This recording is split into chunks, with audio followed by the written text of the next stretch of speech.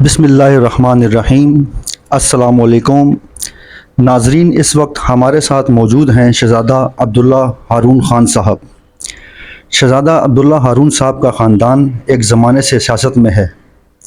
مانسہرہ کی سیاست کی بات کی جائے تو آپ کے خاندان کے بغیر مانسہرہ کی سیاست نامکمل ہے۔ آپ سابق صوبائی وزیر شہزادہ گستاثب خان کے صاحبزادے ہیں، نوجوان اور خوش اخلاق طبیعت کے مالک ہیں۔ آئیے آپ سے ہم ان کی ملاقات کراتے ہیں۔ السلام علیکم۔ وعلیکم السلام۔ ٹھیک، عبداللہ ہارون صاحب، سب سے پہلے آپ اپنے خاندانی پس منظر پر روشنی ڈالیں۔ جی اکرام بھائی، میری فیملی کی بہت پرانی پولیٹیکل روٹس ہیں۔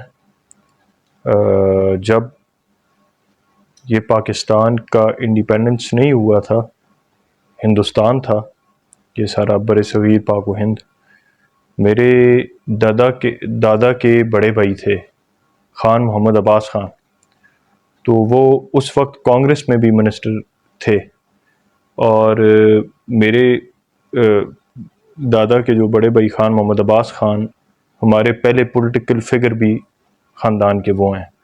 انہیں قائد اعظم محمد علی جناح بابا قوم نے خط لکھ کر اور مسلم لیگ میں شمولیت کے لیے دعوت دی، اور انہوں نے کانگریس میں منسٹر تھے، انہوں نے ریزائن کیا اور وہ محمد علی جناح صاحب بابا قوم کے ساتھ شامل ہو گئے۔ اور اس کے بعد میرے دادا محمد ہارون خان بادشاہ، جو ان کے بعد بھائی کی گدی سیاسی گدی پہ آئے، تو انہوں نے ان کے اپنے ٹینیور میں بھی انہوں نے کافی اقدامات کیے۔ ناموس رسالت کا جب تحریک چلی، ان کی گرفتاری ہوئی، پھر کشمیر کا انسرجنسی کا ایشو جب آیا تو اس میں ہمارے خاندان کے دیگر لوگوں کے ساتھ ساتھ میرے دادا اور عباس خان دونوں شریک رہے، ان کی کنٹریبیوشن رہی، ان کی خصوصی دلچسپی رہی۔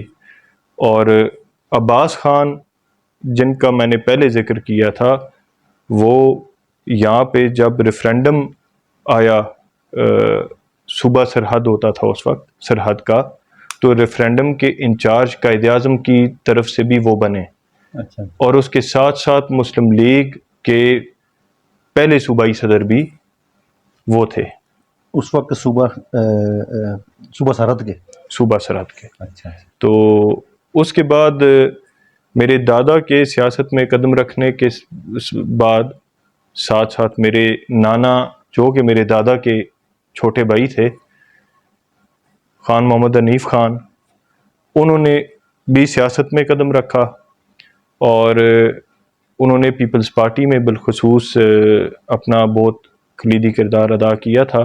بھٹو صاحب کے کلوزسٹ ترین لوگوں میں سے ایک تھے، اور وہ بھی 4 دفعہ فیڈرل منسٹر بنے۔ انہوں نے بھی مختلف ادوار میں ڈیولپمنٹ پروگریس کی طرف مانسہرہ ڈسٹرکٹ کو اس وقت لے کے گئے۔ تو اسی طرح میرے دادا نے بھی مختلف سکیمز، جیسے کہ آپ کا سرن رائٹ بینک کینال کا ابھی منصوبہ جیسے سارے اپریشیٹ بھی کرتے ہیں، انڈورس بھی کرتے ہیں، یہ پچھلی گورنمنٹ میں بھی وہ اپروو ہوا، تو اسے انیشیٹ میرے دادا نے ہارون خان بادشاہ نے کیا تھا۔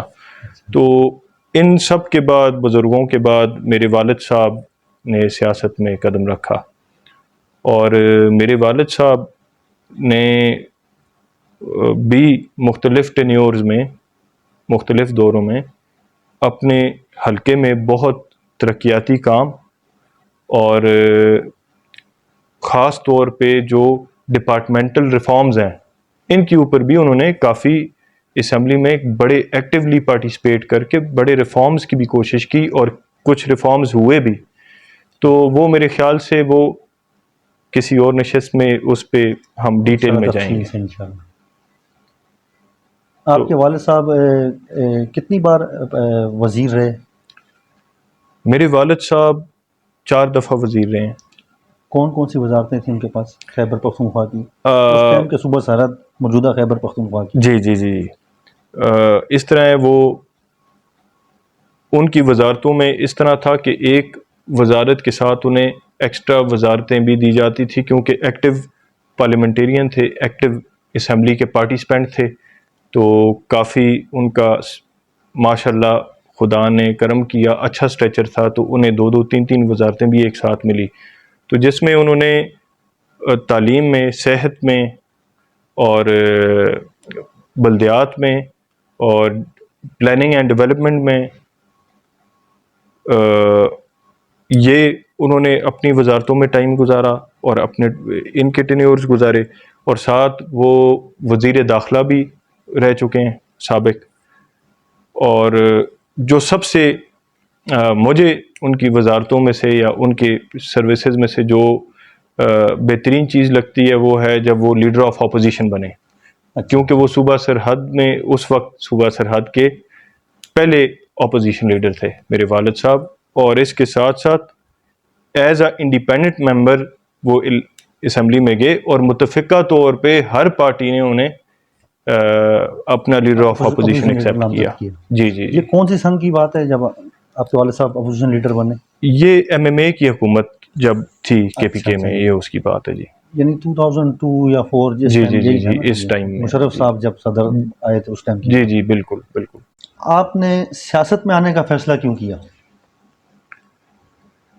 یہ آپ نے بہت اچھا سوال کیا ہے اکرام بھائی۔ سیاست میں آنے کا میں نے فیصلہ اس لیے کیا کہ ایک تو میرا جو خاندان ہے، میں نے اپنے خاندان میں اتنی پرسنالٹیز کو سیاسی لحاظ سے لوگوں کی خدمت کرتے ہوئے دیکھا ہے کہ میرے دل میں بچپن سے ایک جذبہ تھا کہ میں کچھ ایسا کروں جو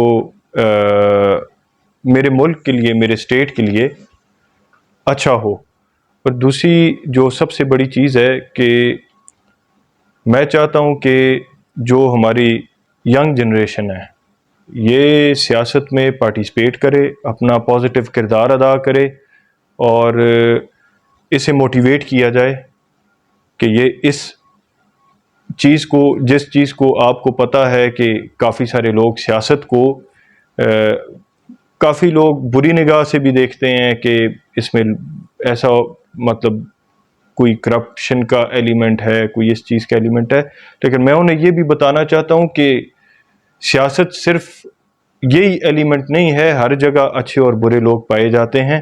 آپ اگر اپنے ملک کے لیے کوئی مثبت کام کر سکتے ہیں تو آپ کو ضرور آگے بڑھ کے اور لوگوں کی خدمت کے لیے، اپنے سٹیزن کو اپ لفٹ کرنے کے لیے، اپنی اسٹیٹ کے لیے کوئی ایسی کنٹریبیوشن دینی چاہیے، نہ کہ آپ صرف گھر میں بیٹھ کے اور جو موجودہ لوگ ہیں ان پہ تنقید کرتے رہیں۔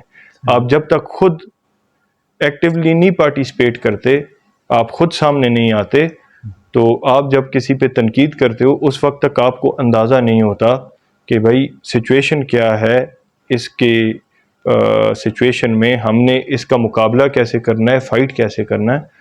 تو اب زیادہ ضرورت ہے ینگسٹرز کو کہ وہ اس چیز کو مثبت طریقے سے دیکھیں اور اس میں پارٹیسپیٹ کریں۔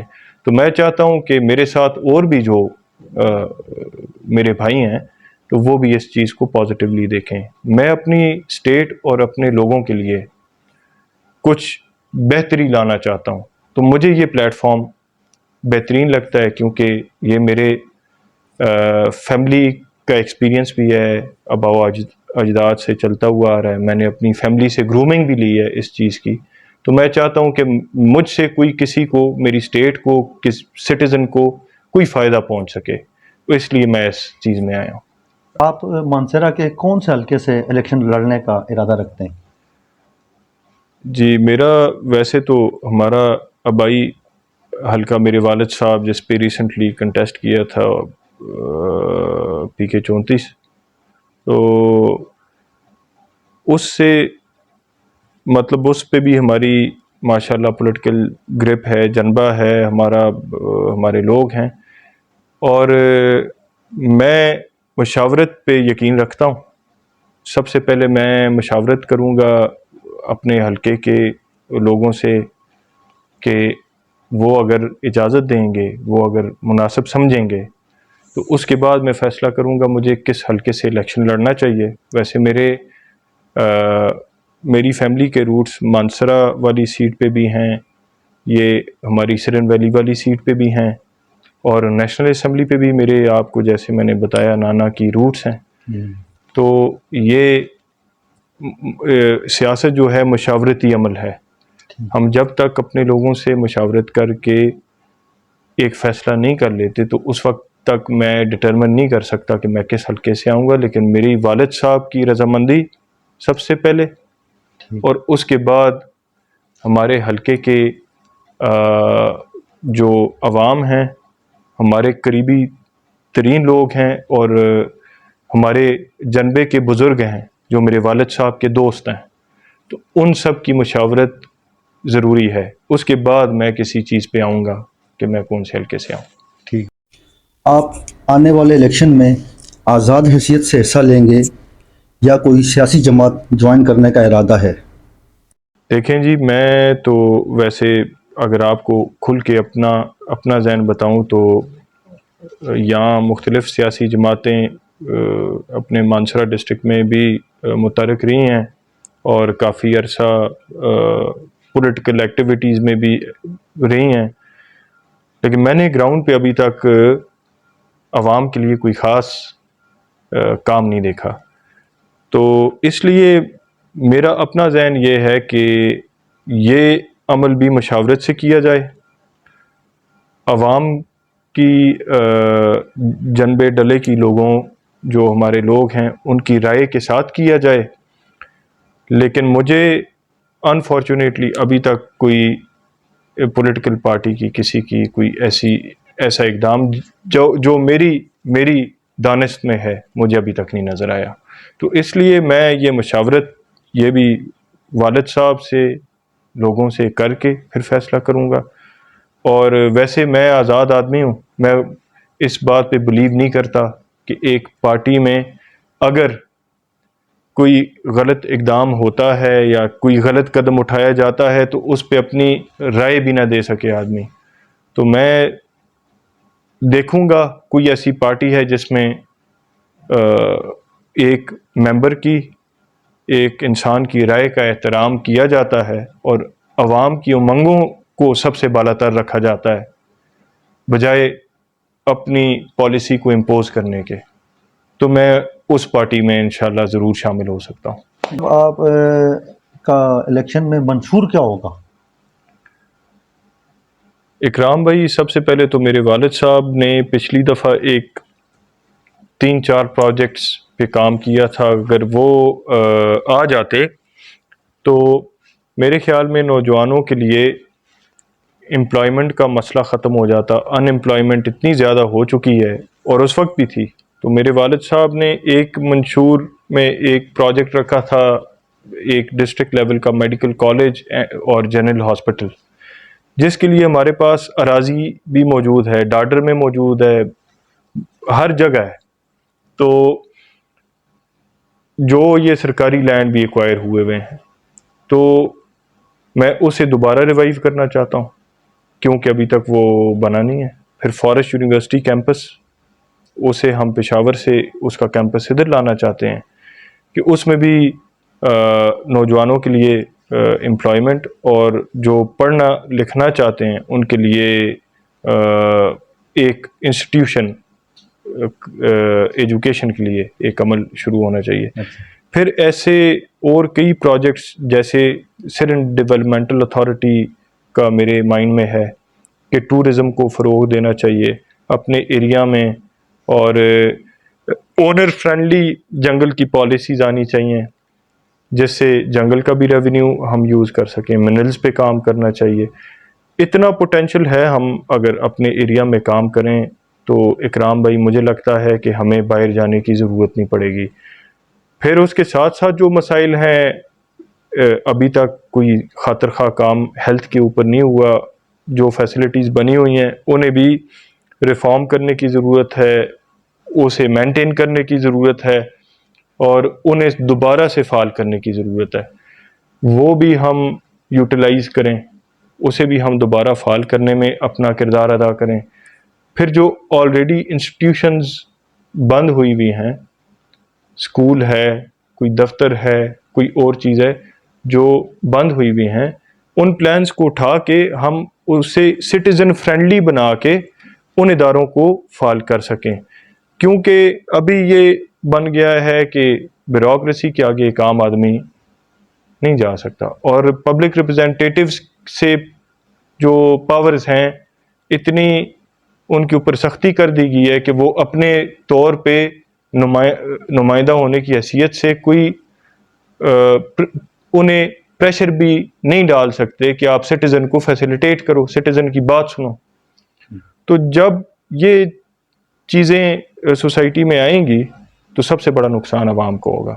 تو ہمیں ان چیزوں کو بھی ریوائیو کرنے کی ضرورت ہے، اور میں ان چیزوں پہ میں مؤثر آواز انشاءاللہ بننے کی کوشش کروں گا. اور جو میں نے آپ کو پروجیکٹس بتائے ہیں، میرے دماغ میں سب سے بڑا مسئلہ جو ہے جی وہ امپلائمنٹ کا ہے.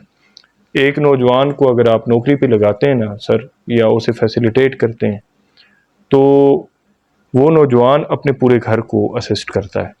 تو میرے خیال سے اس پہ کام کرنا چاہیے، اور میرے منشور میں تو لازمی یہ چیز سب سے پرائیورٹی پہ ہوگی.